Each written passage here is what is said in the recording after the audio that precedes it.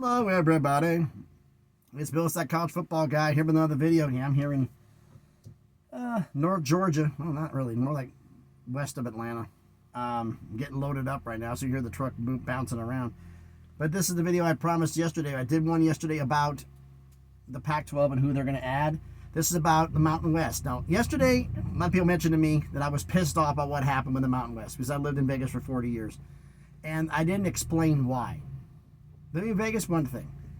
I know people that I mentioned before that started off working at UNLV and then have branched out to work for other schools. Some of their schools are in the Pac-12. Some are in the Pac-12, Oregon State. This is prior to the move. Some ACC schools, at Stanford and other schools. Some are other schools in the Mountain West. All the ones not are Air Force and New Mexico. And the ones I talked to at UNLV who are there now are scared. Not for the future of the athletic programs, the fact that with those schools gone, how far is the money going to be cut, which means the athletic department's going to be cut, which means some of the low-level people, some of the ones I know are included, might lose their jobs over this. And that's a realistic concern because there could be budget cuts and people losing their jobs over this. And that's not something you want to think about, but unfortunately it's a possibility. Now, I got to clear one thing off the bat here. I make sure I got my notes back. Okay. A lot of people were saying this to me. I thought this too. And so it's saying in my ear. I remember the live episode of Big Mountain last night. I told me, stop listening to those guys. They don't know what they're talking about. Well, some of the other people have been telling me that have been wrong too. So everybody's wrong. It happens. But about the fact that UNLV and Reno were tied at the hip. I'm going to give a shout out to her, UNLV Rebel Girl. She's on Twitter. This is UNLV Rebel Girl without the I. She contacted one of the Board of Regents. And in fact, I will be correct, Byron Brooks, the representative of District 3 of the Nevada Board of Regents. She asked him, it says, why is UNLV being held back? I'm paraphrasing her question to Mr. Brooks. Why is UNLV being held back? Why are they being tied to Reno? Because they have Nevada in the name. Why can't they go explore this? And he actually answered her back. And I'm going to read back his answer to her on Twitter, the exact statement he gave. The decision to move conferences will come from the AD and the president of UNLV in conjunction with others. I have financial concerns for the buyout, but suggesting I'd get in the way of a move that is beneficial to the institution and athletics is absolutely absurd. Okay, that's one regent's opinion. Reached around to some other people I know who don't want to be named, who basically said that there is a financial issue at UNLV right now, a small one, and that buyout is more than they can afford right now. If the Pac-12 will pay for the buyout, they'll go. If they're not, they probably won't, unless they can work something here and there or talk to some donors. So, that in mind. Now, we know the our four left. Now, I was, like I said, pissed off about it. Now I look at it this way. Time to prove it again. What the hell does that mean? This conference is supposed to have been dead when TCU and Utah left. Supposed to have been, they're going to be a shell of themselves when BYU leaves. Reinvented themselves. You don't have Boise State because they left without TCU left and Boise State came. TCU and Utah left. Boise State and them came in. They weren't here at the same time. So, because the conference reinvented itself. Time to reinvent itself again. Now, everybody's talking about the obvious moneymaker, which is football. But understand one thing. Who are your media partners?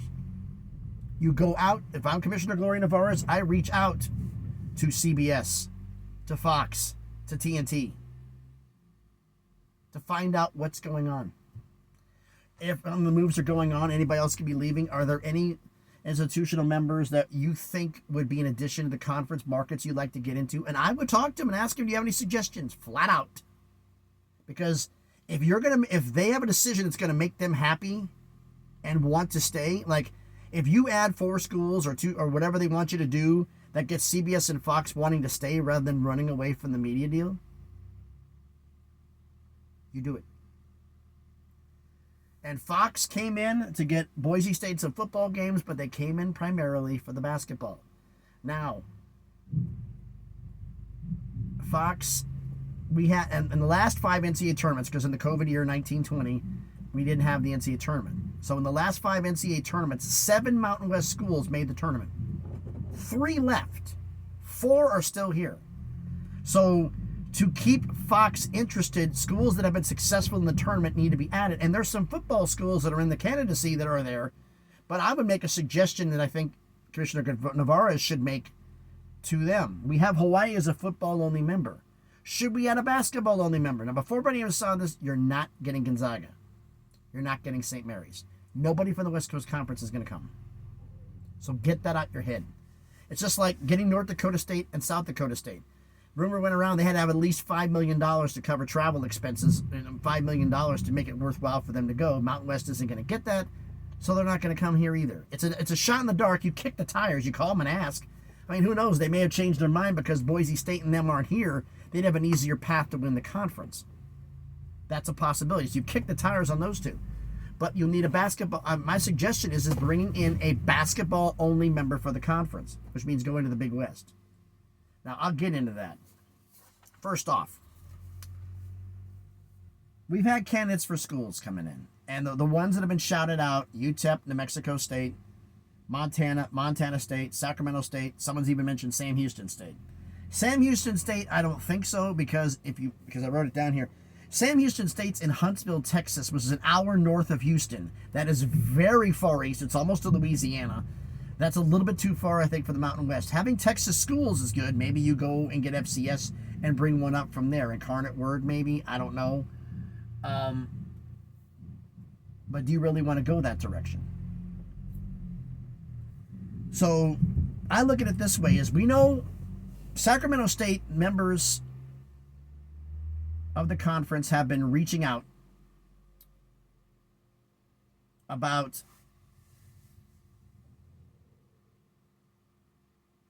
members of the conference members. I'm sidetracked here. We had something happen in front of me that got me a little sidetracked.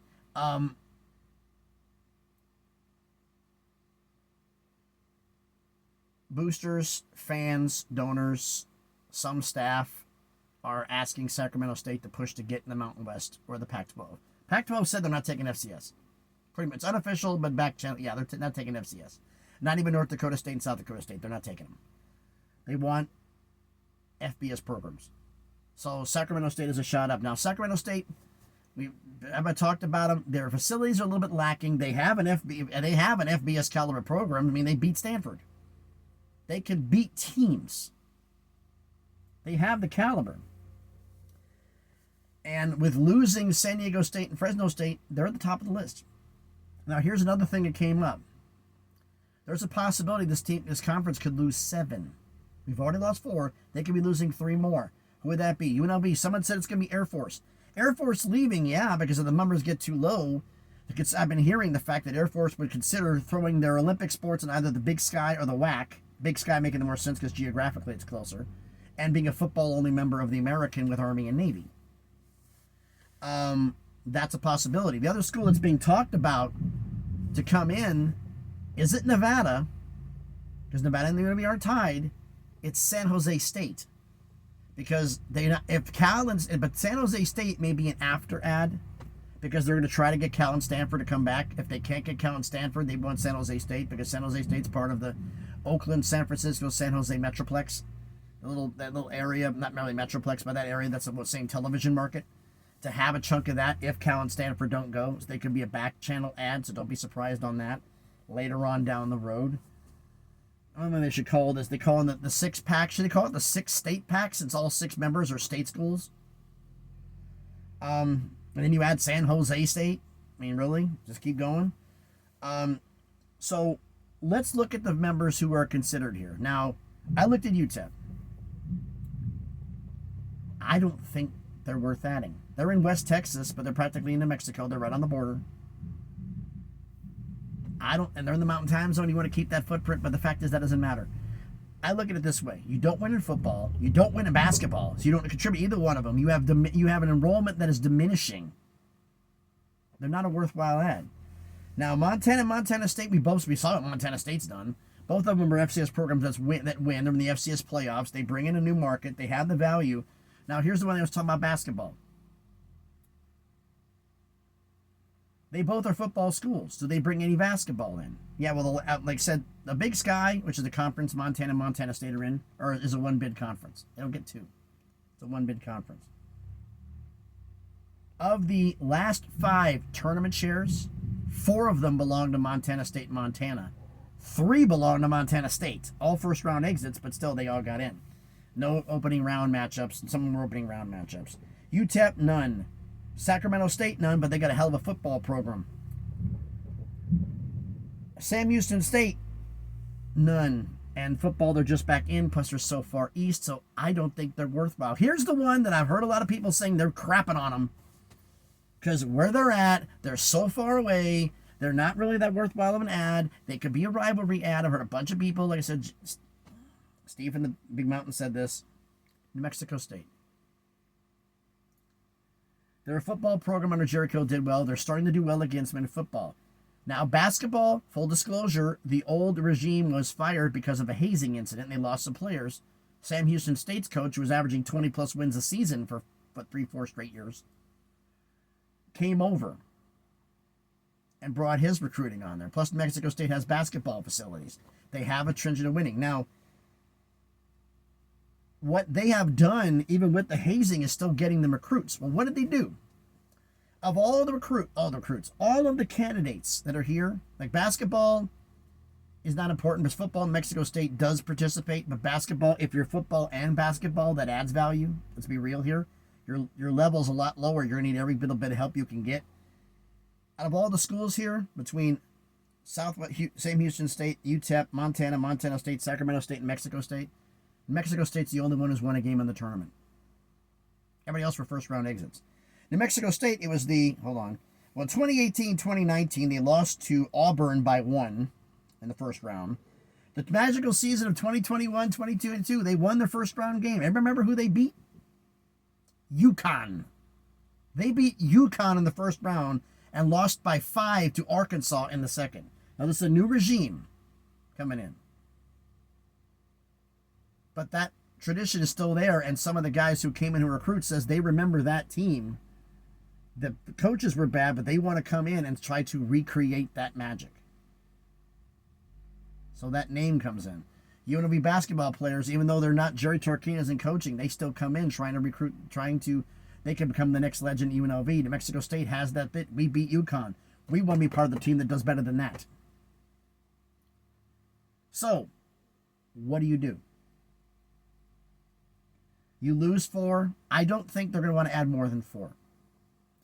So I'm looking at it as, if I had to choose, I'm adding Montana State, Sacramento State, and New Mexico State. I think those are the schools you bring in. Montana State fits in the rivalry. Sacramento gives you another conference duel. New Mexico State's a little bit further away. It's south of the Las Cruces, near the Texas border. But they do win in football somewhat. They win in basketball. Montana State, I believe they're the 3-time defending Big Sky Conference tournament champs. So they've been on a run, and their basketball continues. Staff's still there. They be coming right in and transfer over, so that brings some stuff in there. Now, you've got 1, 2, 3 schools that have produced tournament shares. You lost 3, you gained 3. Why not gain 4? This is what I'm talking about, a basketball school coming in. Now, like I said, the West Coast Conference, you're not going to bring anybody in. They're all going to stay there with Gonzaga. They're not going to come to the Mountain West. So just get that thought out of there. So realistically, where do you need to get the school from? You need to get it from California. At least have a second school in California somewhat. So I looked at the schools in California. I even looked up at another school in the Big Sky, Eastern Washington, who does win at football a little bit and does win at basketball, but they're not exactly up to level. I mean, they have a tournament share in the last 5 years. But I don't know about that. So I was looking at, the Big West. Cal State Fullerton has 1 share. Irvine's got a share. Long Beach State has a share. You have options, but my option would be the only one that's done it twice, and that's Cal Santa Barbara. 27 wins a couple years ago. Borderline top 25 team. At times, they've been close. Do you bring in a basketball school to help out Hawaii? They're going to get a partial share. It's going to be more than the Big West. Possibly. Most likely will be. To get them to come in and be a basketball-only member. So you have 12 for football and 12 for basketball. And you bring in another tournament team. So you will have, instead of 7 teams in the conference that have produced tournament shares, you'll have 8. I think that will make Fox interested. And even if CBS falls off, if Fox is interested in the basketball, they may want to take the football at a discount, less than what it is now. But I'd rather have Fox, and they'll be streaming on the Fox app and all the other stuff going on, or CBS with Paramount Plus. I'd rather have that because I'm leery of what the Pac-12 has. Amazon being involved, don't know. CW maybe should expand their coverage, not sure. Do they want to pay that money? Unknown. Because one thing I'm going to clear up here, Pac-12 is not getting $15 million a year. They're probably not even getting 10. They're probably getting 8. Because the fact they're going to say, well, Oregon State and Washington State are worth 15. Here's the problem, genius. They got $7 million a year last year. This next 2 years, they get $7 million a year apiece. $7 million. You're saying Washington and Oregon State are worth 15. Look at Colorado State now. Are they worth 15? No. Are they worth 7? Maybe 8? Because the fact is, to get Oregon State and Washington State, how much are you going to overpay for the rest of the conference? And odds are, it's not going to be much over. That's why I'm thinking that, like I said, about Memphis and Tulane going to the Pac-12 makes no sense. One, they could possibly get an invite, and there's people on the message boards with both of them. The ACC's not calling, the Big 12's not calling. At least we got an offer now, let's go. Look. Memphis and Tulane, I said this on Twitter on X. If you only make $1 million more a year, is the extra travel cost worth that $1 million bucks? Do you make up that extra travel cost with that $1 million? Probably not. Does it make any sense to do it? Not right now. And one last thing I'm going to dig in here about UNLV. The media deal, they said that they were having problems with it at the play. They said it's going to get the university to be interested in doing it. The media deal has to be significant. So we're talking 10 plus million. 8, 9? Some people I talk to, not officially, saying that may not be enough. Because the political headaches they will get for pulling apart may not be worth it. That's something to consider here. But, so, my opinion, if I'm doing this, you've lost 4. If right now we've lost just 4, and that's all they take, because they want to go east, they don't want to have lawsuits for taking twice. If they don't want to do that, right now, Montana State, Sacramento State, New Mexico State, get Cal Santa Barbara for basketball. You got 3 FCS powerhouses coming in, plus New Mexico State is FBS who does win. You have 3 and plus Santa Barbara, you got 4 schools that have produced tournament shares who win 20 to 25 games a season in their previous conferences, who will produce competitive players. That raises the basketball level up, that raises the football level up. You're not going to make up Boise in them, but it would make it attractive enough.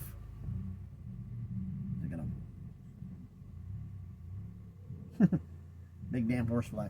Make them attractive enough for Fox and CBS to be interested. But I'm done rambling long enough. Time for you to talk. Let me know what you think about all this down in the comments. So thanks again, everybody, for watching. If you haven't done it already, do me a favor, smash the like button. It helps a lot. It helps the viewership. It helps. The more times it's clicked, the more times it goes out to be seen, the more thumbs up it gets. It helps the channel a lot, please. Comment on them if you want to. Tell me what you think about all of this. I'm trying to find out more information about it. I know there's a lot of hate going on from some Nevada members because they're mad that UNLV may be going and they may be stuck. there's a possibility because of the buyout. Nevada can't afford the buyout. Nevada's donors are not going to pay the buyout, even if they get going. If Nevada if they can offer. Now, if there's a possibility that both of them do go, they might do that. We'll see. But let me know what you think about it in the comments. Share the video if you want to, and if you haven't done it already, do me a favor. Check out some of the other videos I've done. And if you like it, subscribe to the channel. You're on the way to 700 subscribers, slowly but surely on the way to 1,000, make some things happen. So again, thanks everybody for watching.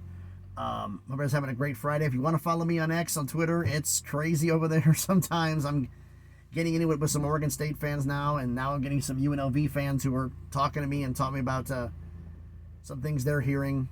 I'm also getting it from other schools in the Mountain West to find out what's going on there, and also from schools in the American who are afraid that if their top schools leave, what happens to the American, which is another video for another day. But anyway, thanks everybody for watching. Everybody's having a great Friday. Be safe out there, and please be good to each other.